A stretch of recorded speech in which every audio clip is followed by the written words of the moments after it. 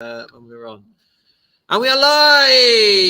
Yay! Good afternoon, everybody, and welcome to Lunch and Learn. It is an honor and a privilege to have such a lovely crowd here in person and on Zoom. And and if it's your first time, or if it's your first time for several months or years, it is wonderful to have you back. Really, really, really wonderful. Dennis, do we want to dedicate the learning today, Le'ilui Nishmat? Sorry? Do we want to dedicate the learning today, Le'ilui Nishmat? Yeah. Well, it's my mum's yacht. What's her Hebrew name?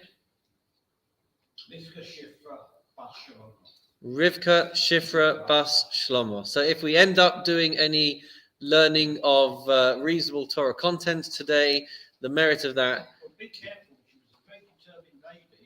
You may get a clap of thunder. It's a beautiful sunny day, so hopefully we're on good track.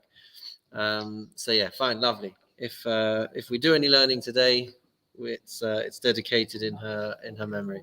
So a couple of words on Ki Tisa, this week's parasha, which kind of, as we've said over the last couple of weeks, it interrupts the IKEA catalogue of Mishkan building, which makes up Teruma and Tetzaveh, and then Vayakhel and Pirkei. So this week's parasha is Ki Tisa, which, as we know, is famous for the episode of the golden calf.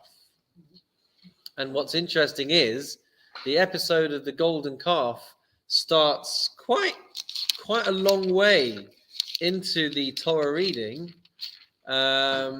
But in terms of the way the parasha is divided up, it starts from the second call-up, the second piece. And that's interesting, isn't it?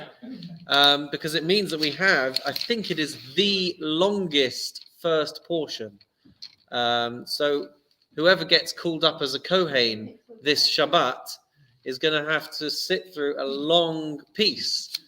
And one of the reasons for that is because out of respect, out of deference to the Kohanim, we don't start the episode of the golden calf until... sorry, let me try that one again. We don't have the episode of the golden calf during the portion. Is that right? Why would that make sense? Yeah, because Why would that make sense? No, I'm missing something here. They didn't participate. Right. So why can't the first portion finish much earlier? Why can't the third portion be the episode of the golden calf? What am I missing? I'm missing something. But it's the longest Kohen Aliyot, and I don't know what I'm missing. The Levi gets the hymn. Is it the hymn? The Levite does, yeah. Okay, I can't remember. Once upon a time, I had a really good piece on that. But I can't remember that one. All right, never mind. So the beginning of the parasha talks about the census of the Jewish people. They all had to give half a shekel to be counted. This isn't the only time that the Jewish people will be counted. There will be several censusizations of the Jewish people, giving a half a shekel. It's interesting, of course, that it plays into this idea for us to realize that we are not just the finished product, number one. We are a chetzi shekel, a half a shekel, which means that we have to have people around us to help complete ourselves as individuals. We can't just go it alone. We have to realize that we are part of a nation as well, realize that we need other people in our lives to help lift us up and help us be the best people that we can be. So lots of lovely ideas about why they had to give half a shekel. Lots of lovely ideas as well as to why it's not about what you can give. Everybody gave the same amount, whether they were rich or whether they were poor. Everyone was counted and contributed in the same way. So lots of ideas, but we're not going to talk about any of them because we're going to get on to Lunch and Learn. We're going to get on to Pirkei Avot in a minute. So that's the opening part is the census, talks about the big wash basin, the copper wash basin made out of the mirrors of the Jewish women who kept their relationships strong when they lived in Egypt, and that was had to do with the copper mirrors that they used to keep themselves endeared to their husbands. We also talk about the incense, the anointment oil. We talk about Betzalel, who was the artisan, the professional craftsman who was charged with designing and crafting everything for the Mishkan. And then finally, we have the episode of Moses receiving the tablets on the top of Mount Sinai and finding out that the Jewish people have been dancing around and worshipping this golden calf. And so he comes and he smashes the tablets. Seems to be a very spontaneous, dramatic consequence, but actually it's one that is met with divine approval. So he's already been up for 40 days to get these tablets. He then has to go up for another 40 days to get forgiveness for the Jewish people. And then he'll have to go up a further 40 days to receive the second set of tablets. So when we talk about how long the Jews were at Mount Sinai for, it wasn't just for how long Moses was up on Mount Sinai for. It wasn't just 40 days and 40 nights. It was actually 3 sets of 40 days and 40 nights. Pardon me? 120. Well done. 40 times 3. Thank you.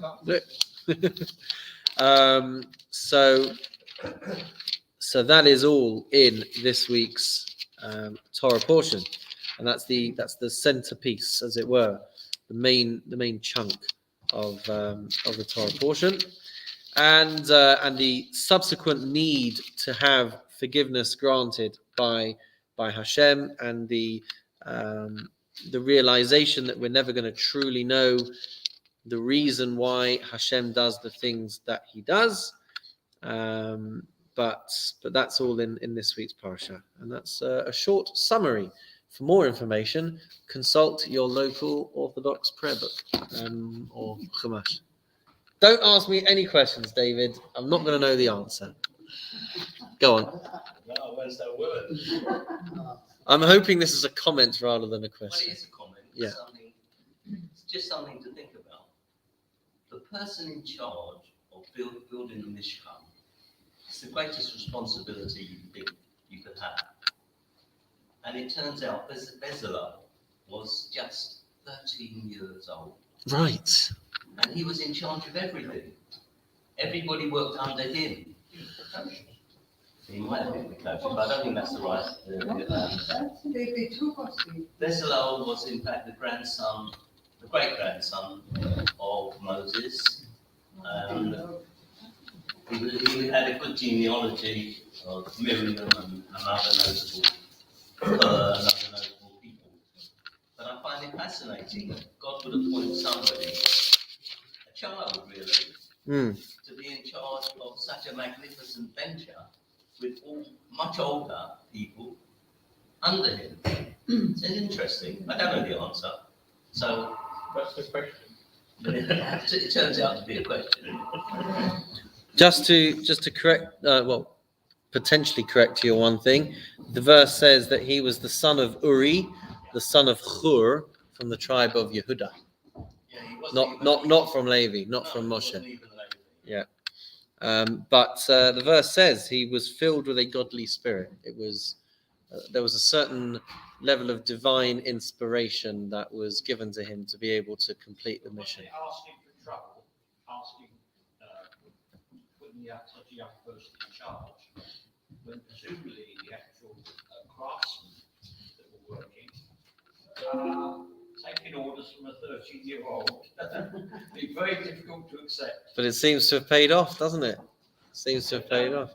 If only we'd have found a 13-year-old to design the new shul logo, maybe we'd have. I'm sorry, Dennis. We've got the description of what they were asked to build. Yeah. But we don't know what the final effect was. We don't know how plans. It was good. It was good. Joy. Yeah, do you think 13 is very important because it's bar mitzvah? So 13 is bar mitzvah. So once you're 13, you can do it. No, he's And only perhaps- responsible for perhaps- his actions. It doesn't mean to say Perhaps therein They can be counted. welcome. Perhaps therein lies the message, Joy. That's what I meant. That perhaps therein lies the message. The fact that he was 13, and it's it's not just about worldly experience. If it all comes from Hashem, it shouldn't matter how old we are. maybe because He obviously had special, he had knowledge inside him. His soul was old. What you've got to remember. So he had all the knowledge of whatever Yeah. had been in jail. Joe, what you've got to remember is like anything, it's not what we possess, it's what Hashem gives us. Yes, Mm. given, Obviously he was gave given. Yeah. He was at given. 13, if you finished 13, you wouldn't have had any guilt. You wouldn't have been responsible for it. That's an excellent point as well. So therefore, it was a safe choice to choose him Oh, rather than any adult, because you don't know what they don't know what's their tainted history, the skeletons in the closet. That is a beautiful observation as well. All right. Well, with that, let's jump into Pirkei Avot. Great question, Rita. Great question. You're always the one with the great question.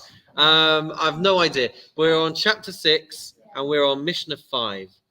I think it's 5. If it's 5, it's 5, 6, 7. Yes, I've got 5, 6, 7, chapter 6, but I'm not sure. 5, 6, 7. 5, 6, 7, you think?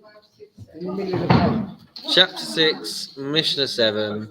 5, 6, 7. I'm trying to get it bigger on the screen as well.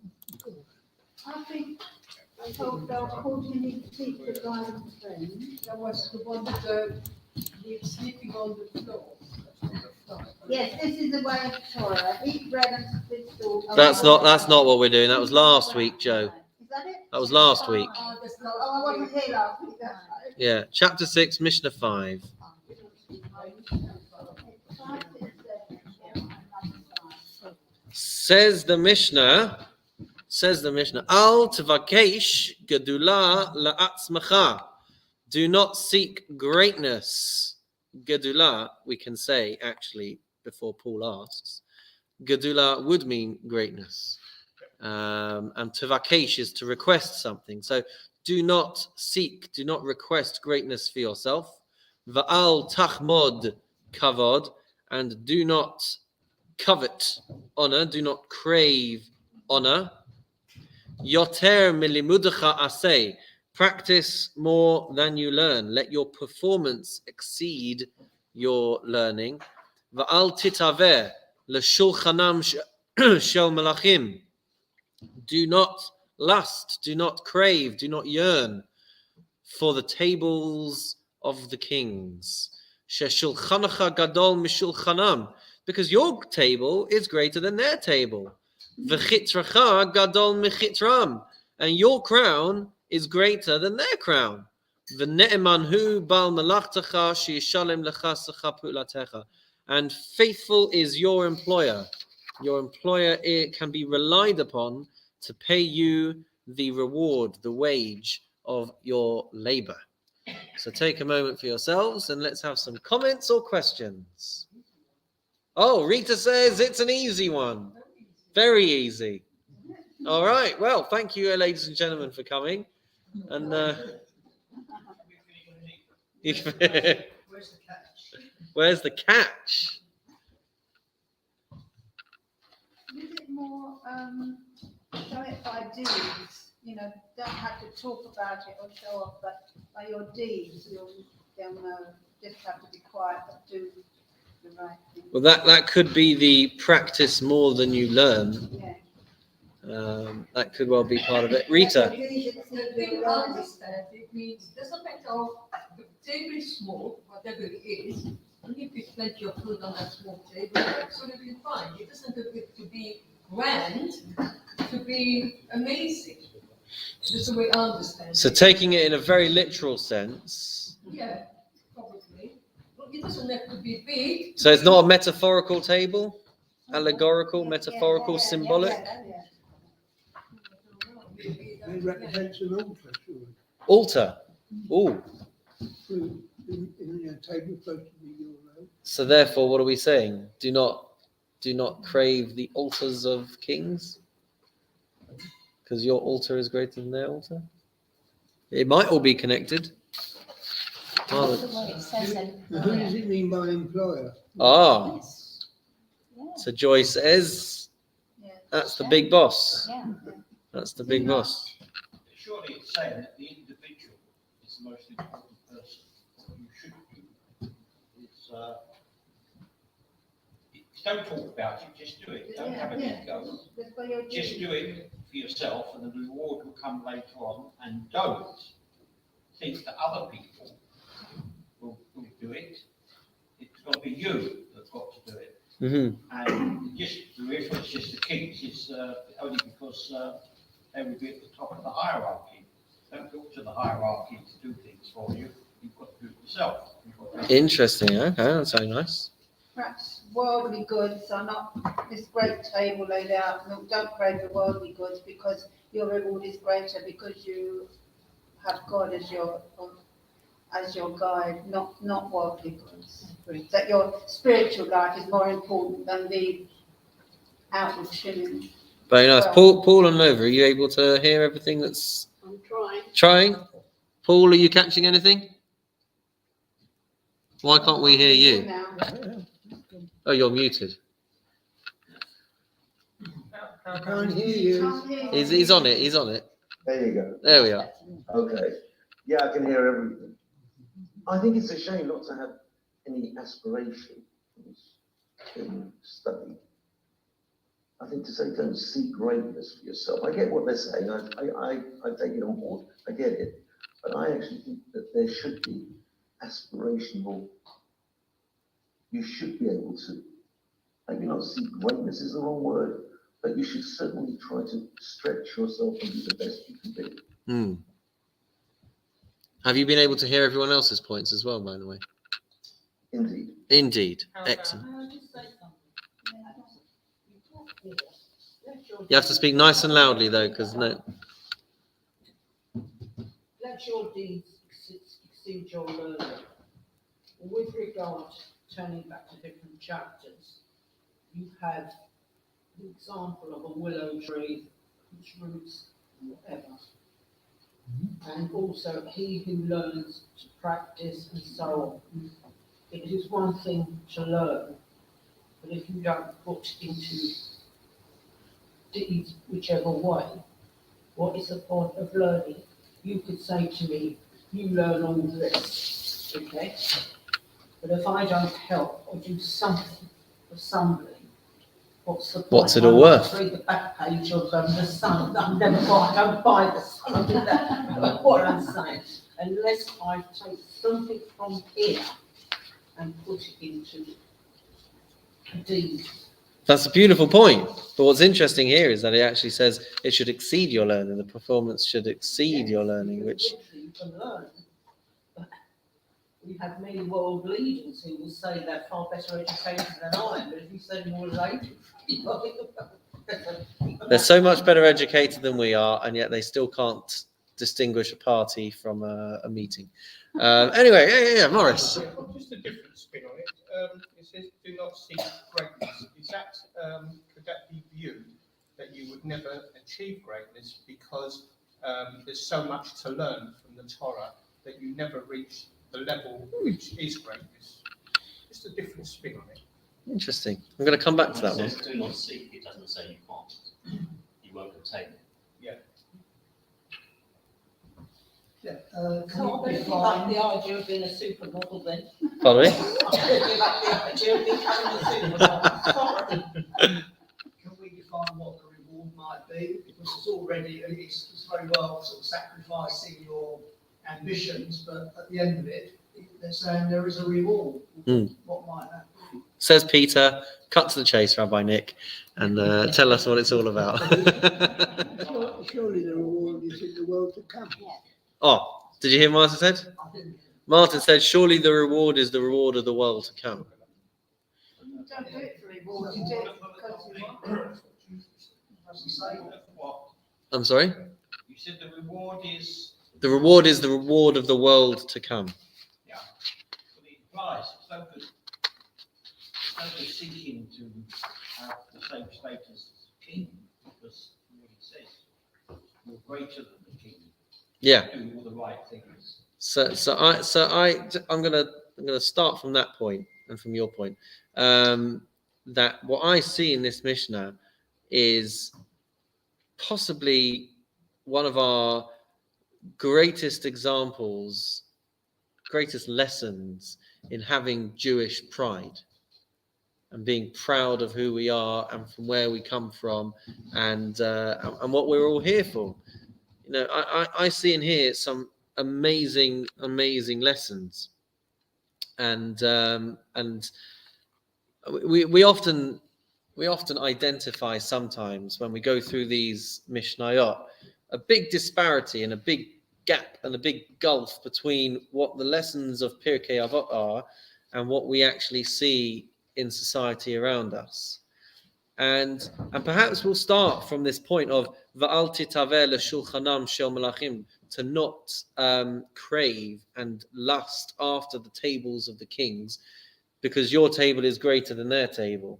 And I think really what this is driving at is the table is in reference to Judaism or to our values in life.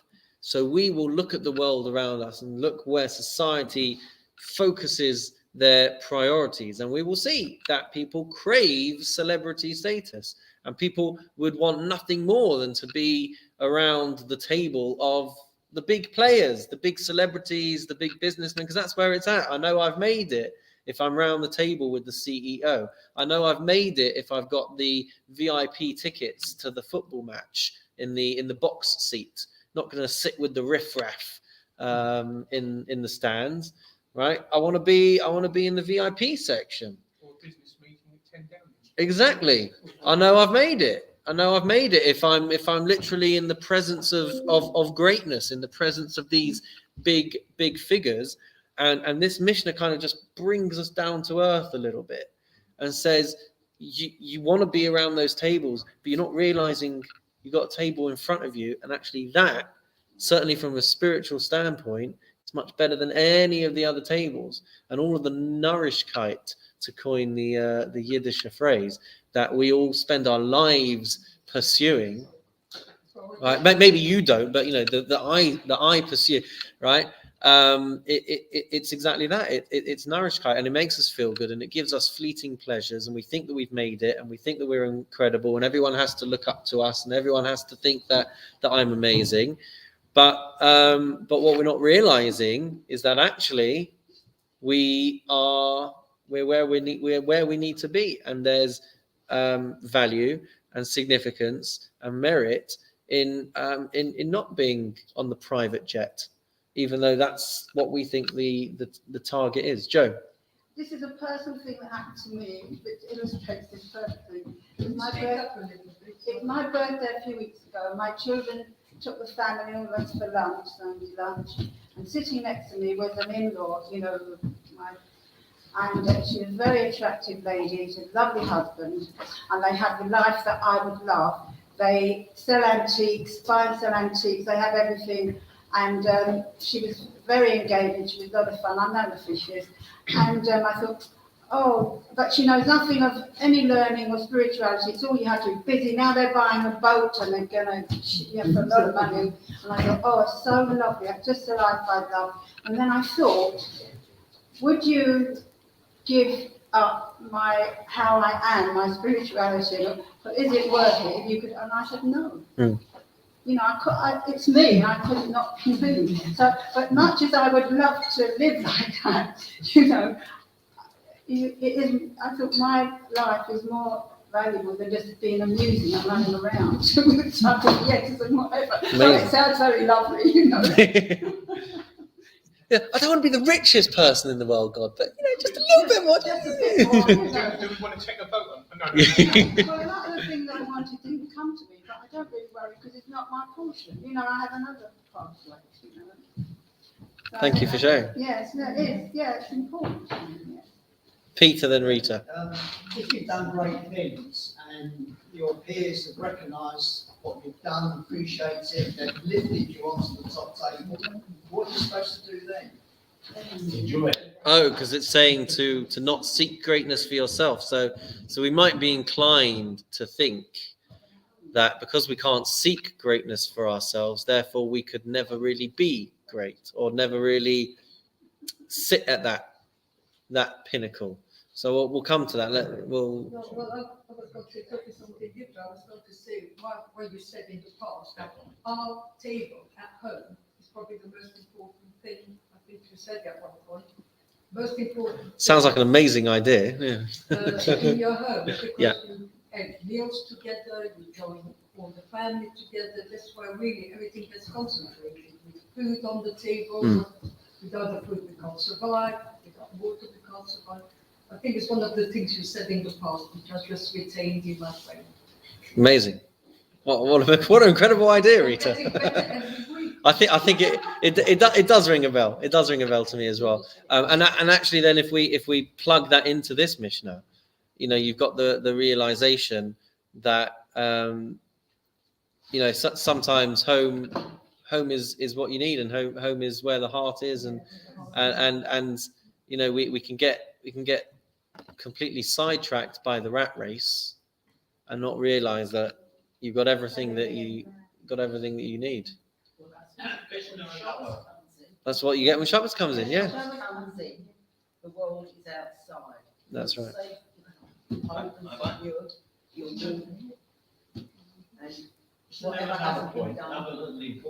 Just one second, Jack is finished. We're going to go Jackie, David, Dennis. Whatever is happening outside is a concern to you. Speak up a bit. We say when Shabbos comes When Shabbos comes in, to me, I'm in my home, safe and secure. Okay? I have food on my table, warm, whatever. Whatever is happening outside in the world, and that sounds dreadful, really doesn't concern me. I might have peace and tranquility. Yeah. And I think that's when you were saying about nourishment, with being born of a Jew, well, into the faith that we've all been born into, there's a certain something inside us that we are different, but our values are actually different. The whole is the most important part. And I must say it from over here, and your children, never mind how many headaches they give you. Well, I want to come back to that one as well. Let's go David and then Dennis. There's nothing wrong in being rich No. and enjoying the pleasures of this life. Right. And being No, famous. nothing wrong. Nothing wrong with it at all.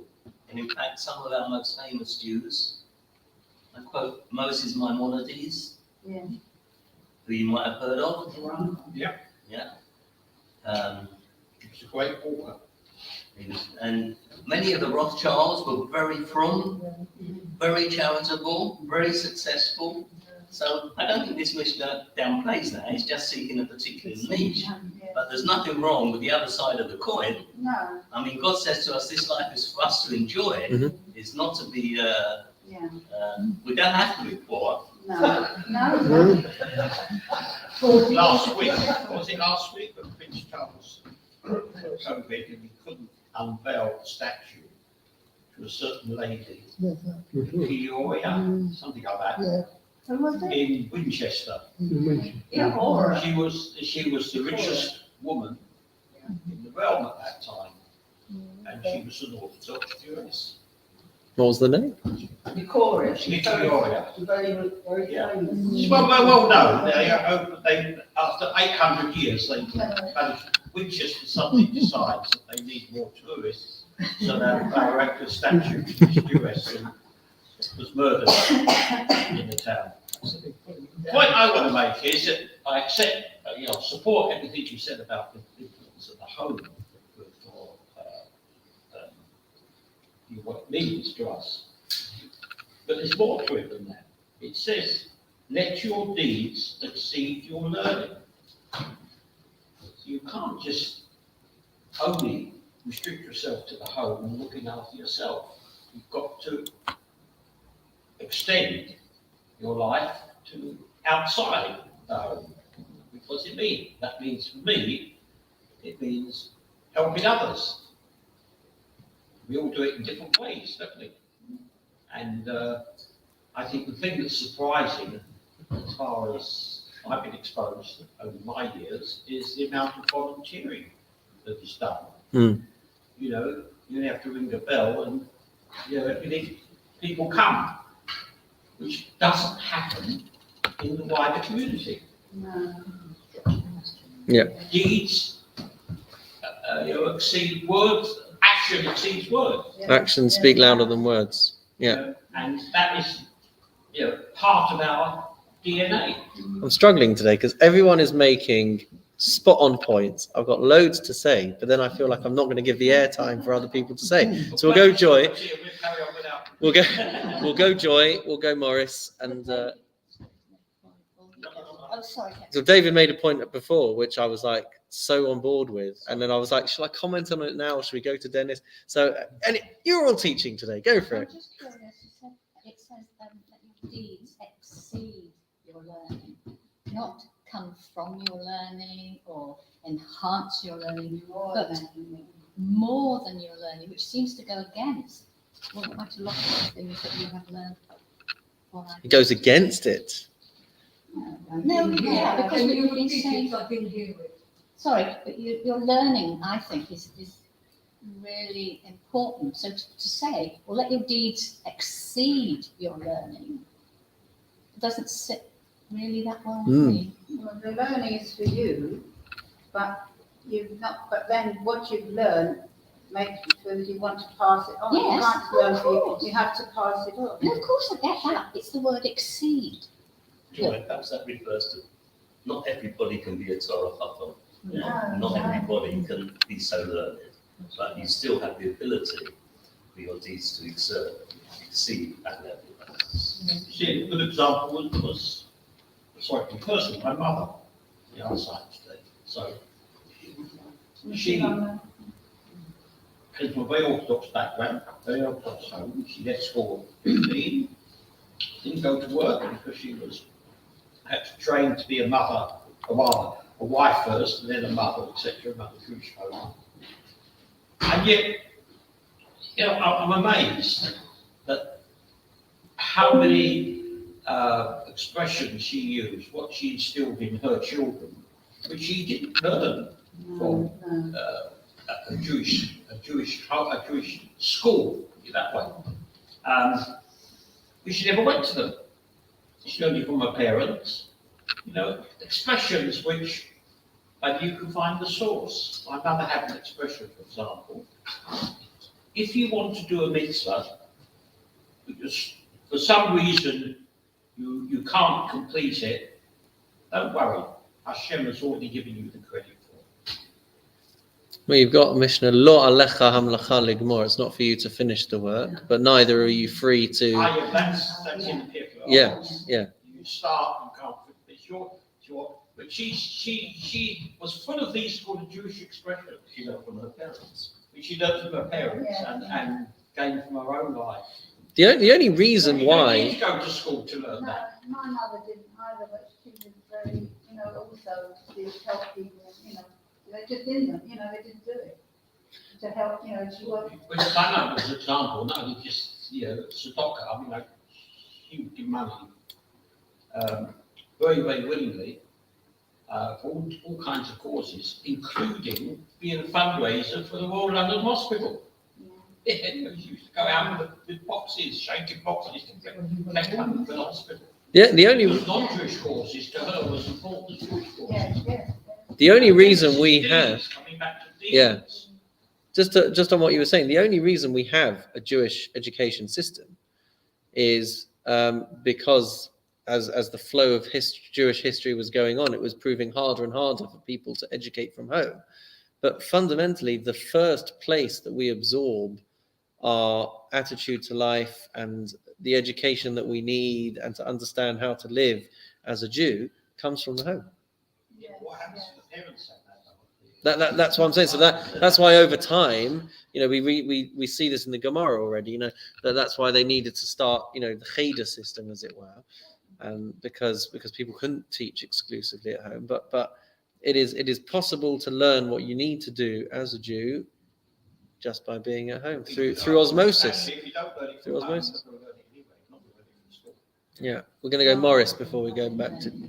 Just out of interest, it's interesting that we're discussing this because today is actually National Acts of Kindness Day. Did it? Is it today? Yes, today. Oh, interesting. There we go. Joy, did you have something you wanted to? I said to Dan, he said, if you don't learn it from home, I've forgotten what I said, there's no chance for you or something like that.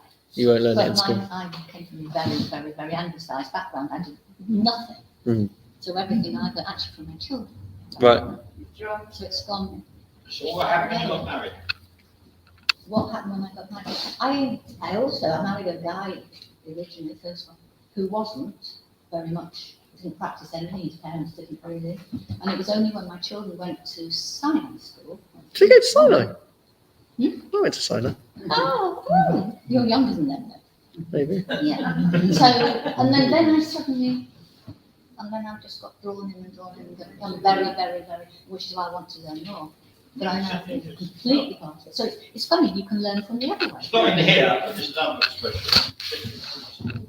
Sorry? There's another expression you won't find in here. Exception proves the rule. Yeah. Yeah, yeah. Rita. I just want to say one line. Life is a learning curve. Yeah. You learn from people, you learn from books, you learn from everyone. From your experiences. But I think that phrase also helps us understand what we're saying in the Mishnah of to practice more than you learn. If you're going to wait until you've accumulated all of the knowledge, then it's going to be too late. You sometimes have to dive in, even if you don't yet understand exactly. And that was what the Jewish people did when they said at the very beginning, Na'aseh v'nishma. They said to the Almighty, we will do, and then we will listen. Right? We accept what you want us to do, and then we're going to actually go back and learn about it and understand it and all the rest of it. But yeah, life is the learning curve, and sometimes you've just got to embrace it and just take whatever's coming, and then you'll fill in the pieces afterwards. You'll fill in the gaps afterwards. But I think that's right on track. Ooh, controversial. I think like in every school they have religious studies, right? Jewish school, even in non-Jewish school, they have RE, which is the religion side of it. And I think it's good in one way, not to preach any religion to these children, but for morality. These books, I think they're morals. Yeah. They teach you morals. To me, the Siddur, the Tanakh, whatever it is, teach me morals. Yeah. And I think that is for me. It's interesting because, sadly, I have to go to a lot of funerals, but there will always be very warm and important and valuable words that are shared about a person, even if they didn't have a strong Jewish education. And I think that's in line as well. You don't need a Jewish education. It helps with a lot, but when it comes to the values that you are able to transmit, it comes from our actions. The learning backs it all up ultimately, but and one of the interpretations of this phrase of letting your practice more than you learn, or let your performance exceed your learning. One of the interpretations is that you're going to do things, you're going to take part in what you take part in, but you should always be trying to upgrade the quality of your performance. So as time goes on, you'll learn a bit more, you'll invest a bit more, put a bit more money into it, put a bit more time into it, make it more creative, a bit more intelligence, a bit more emotion. That shouldn't stop us from doing what we need to do. And that's like the equal playing field really for everybody, is that we're all able to to do. We're all able to be good people. We're all able to transmit a legacy. That legacy will be strengthened from a Jewish perspective with increased learning and increased exposure. But we're always able to look back at a person's lifetime and realize what they've been able to accomplish, which Your dad wasn't it? Joe. I don't think Pirkei Avot and the morals in it help you live your life. I've read it since I was very young. I'm just drawn to it. That's why I came and I saw you doing Pirkei Avot. And a lot of the things that I read are still in my head because you remember, all men with a cheerful countenance and things like. And these things come to me, and it helps you live your life. I do hope you'll stick with us even after we finish. I do hope you'll stick with us even when we finish this in a few weeks. But yeah, Dennis, were you going to say something? I'm just going to say, support your view about the boyers and people may not be very close to their religion, but they, in their lifetime, they've expressed very Jewish actions, etc. It always interests me that when you look at the people who contribute to our charities, how many of them are certainly not religious Jews? Some of them are not even attached to their religion.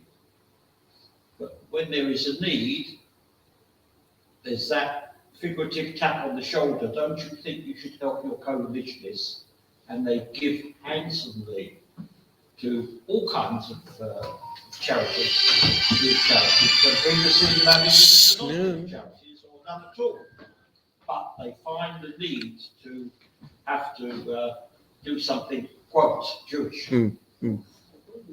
Yeah. A good example is when there's an earthquake, whatever it is, you could see all the Israelis or whatever other different countries just going to help. It doesn't matter they're Christian, they're Muslims, they're whatever they are. We're just there as a shot and we go and help. But not only that, World Jewish Relief. Yes. Right? Yeah. They, every time there is a crisis somewhere, they open a fund and they give money to earthquakes in Haiti and problems, storms, flooding in Java, what have you. And it's not. And they say, this is in addition to all the help we give to the Jews behind the old Iron Curtain, etc. And the money they raise is significant. It's very, very significant. £500,000, £250,000 comes in very, very quickly. And there's this gene we have. We should help others. We should try and mend the world. Do something. And why do Jews give money to Muslims in Indonesia? You don't find Christians over here giving money to Jewish causes. No. There's only one exception to that, a very important exception. I'll talk to you about the other. I want to wrap up on this one because I want to start on the next one because the next one's actually going to take us a long time. But just coming back to the seeking greatness for yourself. Paul's still with us, excellent. So there's a point made that of our greatest leaders, they all had their leadership thrust upon them rather than chasing it for themselves. And there is a teaching in the Talmud that says that one who tries to run towards honor will find that honor runs away from them. These are the top results. They are among the top results. That's right, David. Yeah. So there's a premise over here, which is that people will be put into positions of leadership. People will reach very high points and have their successes where they have their successes. But it's not a good trait to be chasing it and for that to be your aim, that you want X and Y to happen because that way everyone will give me respect and I'll be the big cheese. That's not such a positive trait. People will be at the top. Moses, greatest leader of all time, but he tried to discourage God from giving him that responsibility. You know, when there's a halakha that says that if you are asked to lead a service, you shouldn't just jump up and be like, yeah, man, everyone's going to hear me sing, everyone's going to hear my voice. You should reject that first approach. You can even reject the second approach, and if they come to you a third time, then you have to accept it. But I think that halakha helps us understand a piece of human nature, which is that we love to be the center of attention. We'd love for people to hear it. You know, you shouldn't have an ego about it. You should be running towards it. And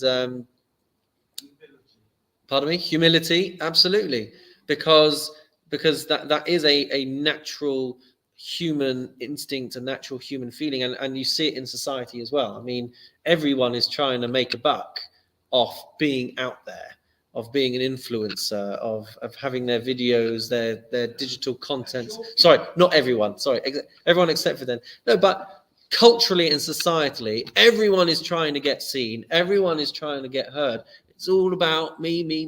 I've got to have my stuff out there, and you know, and that's how people think that they're going to make their millions, because you know, and often these people have got nothing helpful to say. Pardon me. Chasing the rainbow, absolutely. So these things are not necessarily the Jewish approach to the way that we do it. That doesn't mean that people won't be put into those positions. And actually, I made myself a note. You'll like this one, Paul, because you'll be able to testify whether this is true or not. But for Chief Rabbi Sachs, it wasn't about everyone knowing that he was the head honcho, and having, you know, that recognition that he's at the top. The fact that he was at the top meant that he felt that he had a lot of responsibility, and he was in a unique position to be able to improve the situation for Jews in this country or in the Commonwealth. And so when you're up there, make sure you're doing something good with it. You know, use that position of influence and use it. Am I right, Paul? Would you say that's accurate of his chief rabbinate? And you might need to unmute yourself so we can hear what you got to say. So you're 100% right, but I would also say to you that he always set goals. He set goals for himself. He set goals for what he wanted to achieve by different charities, by different people. And he would stick to those goals, and those goals were really set very high. Yeah. So I understand what you're saying about, and I totally get what you're saying about don't seek greatness for yourself. But I think that you're missing a trick in saying you should aim for the stars. You may only get to the clouds, but don't worry about aiming for the stars. You don't need to hide your abilities under a bushel. We should all be encouraged to give to charity. But actually, let everybody know how much you give to charity, because that's what they used to do. There was no, when you got called up in shul, they would announce how much you've given. Now we've completely gone away from that. And I just think there is a... So would you welcome a return to the old days where somebody got called up in shul and they announced that what the donation was going to be? Yeah, I mean, that's why I joined Bush, because no, I couldn't afford to stay at Stanmore anymore. It was all too expensive. As soon as you change that sort of approach, to be proud of doing this and this, you turn off a lot of people who can't compete with that. They haven't got the ability, they haven't got the financial means to support that thing. And you get a competition of just the elite. You know, instead of having a marathon for 40,000 people, you have a marathon for a dozen professionals who can be the fastest. But can I ask you, Paul, the goals and targets that he set himself, were they goals for his own feeling of accomplishment, or was it because he wanted everyone to know that he had done these things and to respect him for the fact that he had done these things? Because I think very much we should all set ourselves targets to be the best people that we can be, but we don't set ourselves targets that my yardstick of success should not be the number of people that respect me, or that that value me because I am Absolutely. a wise person. But we do, Rabbi, need people to step forward and lead our community. Yeah. We do need people at all different levels. And so there is something about aspiring to be a leader that we used to teach kids when, when they went to Maccabi, when they went to youth clubs. There's nothing wrong with aspiration. Because if you read this quite literally, which I hate to do, but sorry, it says that if you practice more than you learn, all those other things are going to happen. All you need to do is practice more than you learn. That's the only requirement for the good things in this world to happen. And I think that's actually, yeah, I get it, but I don't think it doesn't ring as well as some of the others. Yeah, don't see greatness, I get it, don't covet your honour. Practice more than you learn, and the table for the kings, you're going to get all those things if you practice more than you learn. Well, I think it's the realization that we will chase the table of kings, or the celebrity status, or the number of likes and the number of followers, but actually what you've got, and what we were talking about, the big message for Jewish pride, to not be afraid of what we have in our resources of values and morals, and I don't know if people will agree with this, but there will be people who are afraid to take the Jewish view, to take the Jewish line, because it's not the popular opinion, and we feel sometimes that we have to be embarrassed, or to not rear our heads too high above the parapet or whatever, because what will people think? And actually, this is the reminder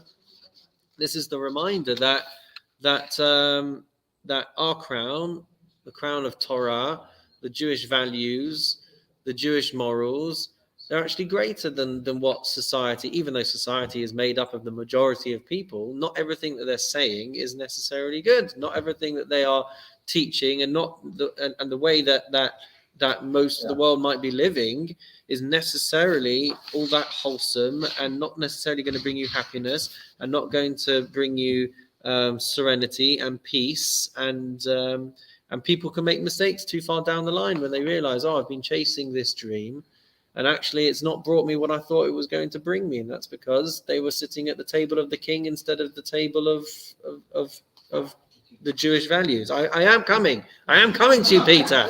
My arm's getting sore. I'm sorry, I will come to you.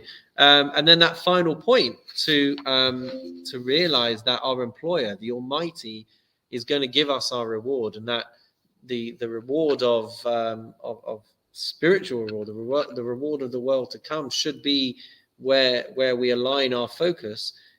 It reminds you at the end. It's almost kind of saying, when you get paid at the end of a job, and so we could be tempted to think, why should I put all of this effort? Why should I not chase the celebrity status? Why should I not chase the VIP treatment? Because when am I going to get the reward? It might never come. So we have this commitment at the end. Don't worry. You can trust him. He's God. He's Hashem, right? He will pay you. He will give you the exact reward that you are deserving. You just have to have that element of patience for it, because we're not dealing with fancy steaks and fancy cars. Peter!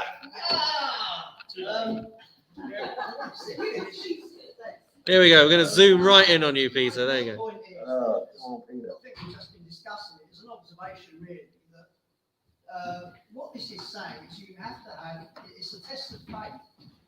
So you're not going to get your reward down here. It will be elsewhere. So that's quite a big thing to say.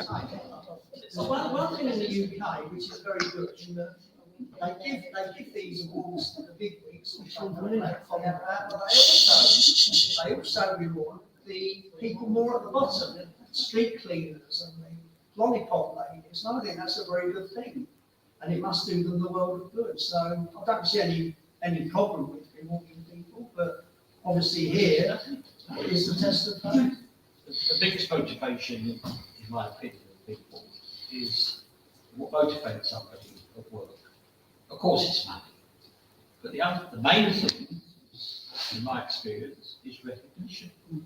Is what? If they're recognition, Oh, yeah. if somebody's recognised for what the job they do, Yes, that's a fantastic reward. yes. And Should always it's why you pray. get people that work 30, 40 years in the NHS or whatever, Yeah. because they think that's Yeah. a fantastic reward for them. You're not doing it for a reward. You see, Rabbi, your point about not putting the head above the parapet because of may not be the right thing to do is very much conditioned by the society that we live in. Yeah. We're in the Galut, we're in the diaspora. You know, we're worried about what the other people are going to think of us as Jews. Yes. And, you know, bad action by a Jew, suddenly Yeah, we all that's know so, what yeah. happens. And all these You know, lately. It happens to the anti-Semitic activities. Yes. But does it apply in Israel? Does what apply in Israel? Do you have the same motivation or lack of motivation in Israel where you're a Jew working in predominantly a Jewish society? I think that we might have a society comprised of Jews in Israel, but we don't have necessarily a Jewish society. We have a very Western society in Israel. Of course. Um, but they so don't the have sa- to I think the worry same- about external anti-Semitism. No, but I think that. You see, your concern is Oh, you're about- saying, are people afraid to raise their head above the parapet? I think you have a different story in Israel. You have a society where you either know a lot and do a lot, or you know absolutely nothing and do absolutely nothing. And the people that do absolutely nothing in Israel don't do it because they're afraid of putting their head above the parapet. They do it because the educational system and the culture there just did not encourage it at all. I don't know how many people don't do something because they're afraid of what others might think of them. If you see what I mean. If you're arguing on the religious level, I don't see where your argument applies in the government, because the general population don't know anything about Judaism. So that all they know is the bad things, like the Philip Greens, who robbed, or the Maxwells, who robbed the pension funds. They're told by the press they robbed the pension funds. It doesn't. That's the only thing they know about us. So when we say somebody is scared of putting their head above the parapet, it's got nothing to do with religion. Might have When something. he does something, I just say it's like with Epstein and White, all the really awful crime, really awful, really moral. Then it takes all of us. Yeah. Because they quick jump on and say, oh, we'll see what the Jews are doing. But I mean, my experience, especially in Hale, is that you had people who moved to that area because it wasn't so overtly Jewish, and they were trying to get away from the overt Jewish observances. And when things like the Eruv came about, you had a number of people who were like, "Oh, please don't go making a noise. We don't need this. My neighbours, and I think, yeah." Particularly English, then. That wouldn't happen in the States, where Not in America. they're much more open and proud, I would say, of being Jewish and show it. Yeah. It's very, very English, British, whatever you want to call it. Yeah. To don't rock the boat. Yeah. Yeah. It is. You only have to go back in history and you'll find that who opposed the mass immigration of Jews from persecution into Britain, it was Jewish court deputies. They did want it to happen. You're quite right. It's different attitudes in different countries. I've got a lot of American cousins that come over and they say they notice that very much. They're all frightened. We don't say, It's been conditioned. Yeah.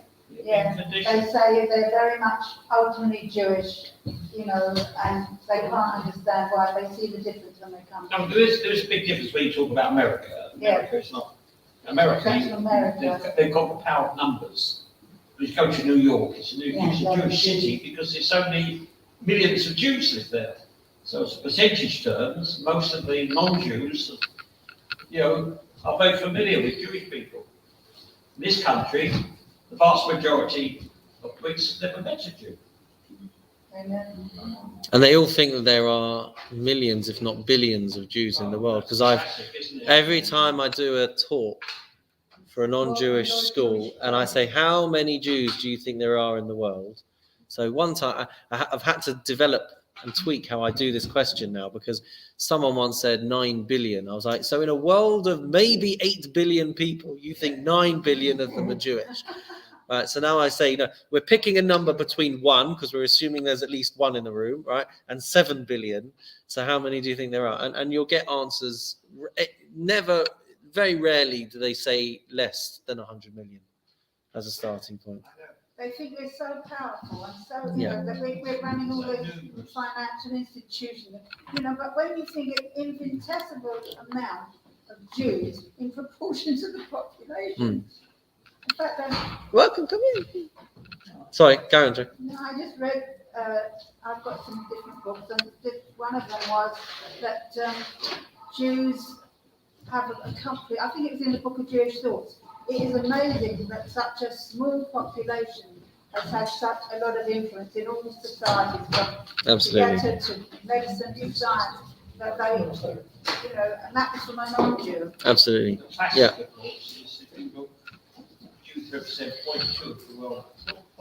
Less than that. Okay, to all those watching on Facebook and YouTube, we are going to say farewell. We're going to carry on the after party over here. Paul, of course, is welcome to join us too. But for now, take care from everyone here at Lunch and Learn.